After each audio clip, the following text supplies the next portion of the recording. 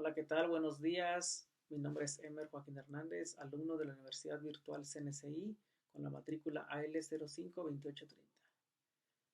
Actualmente me encuentro estudiando la licenciatura en Derecho, la materia Amparo. En esta ocasión voy a realizar la- el proyecto integrador de esta materia mediante una serie de preguntas y respuestas y una breve explicación de cada una de ellas, ¿no? Para que quede más comprensible explicado mi resumen sobre esta materia.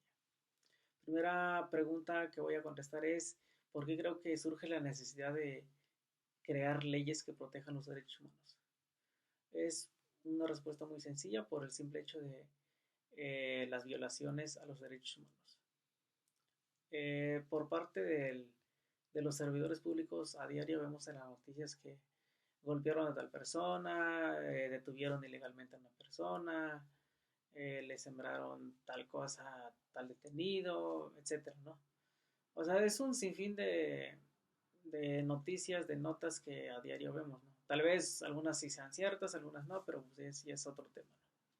Entonces, por el abuso a los derechos humanos, por eso es necesario crear leyes que protejan los derechos humanos. Tratados internacionales, acuerdos, etcétera, ¿no? La siguiente pregunta, ¿el amparo vino a revolucionar las leyes de apoyo a los derechos humanos? ¿Por qué?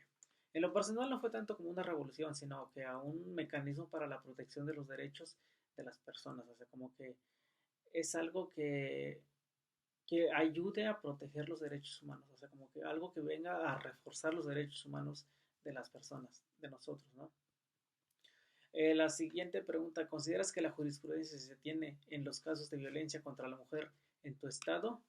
En primera, aquí en el estado de Nuevo León me ha tocado ver muchos casos, bueno, notas periodísticas, redes sociales, algunos libros, algunos noticieros, etcétera, ¿no?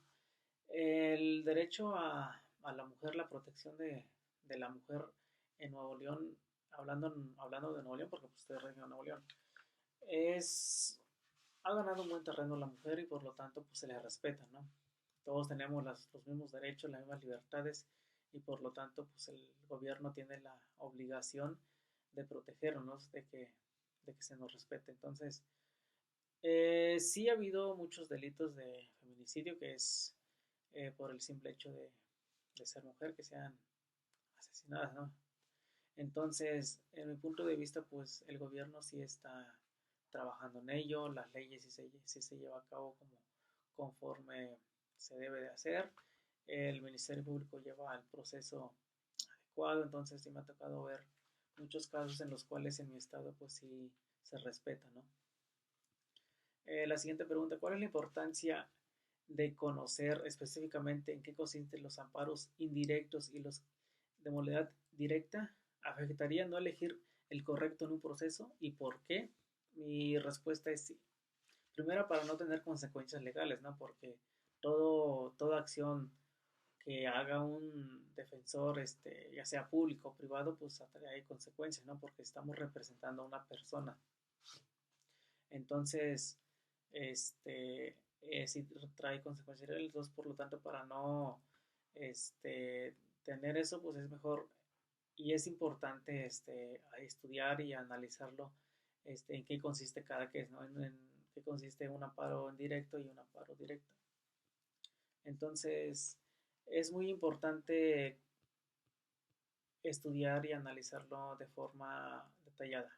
La siguiente pregunta, ¿cuál es tu opinión sobre medidas de aseguramiento y garantía? Considero que es muy importante que en ella se pueda asegurar la existencia de la persona acusada que pueda seguir el proceso, ¿no?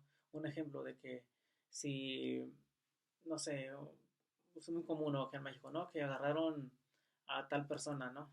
A X. No, pero tiene delitos en tal estado, incluso en otro país, ¿no? Entonces es una persona muy importante, por decirlo así, para las autoridades.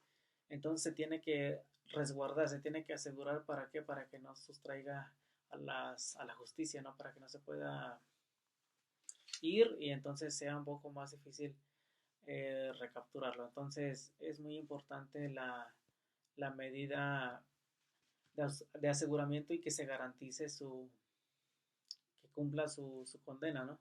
Que sea juzgado conforme a derecho, pero para que no se sustraiga, ¿no?, a la justicia. Entonces, es muy importante.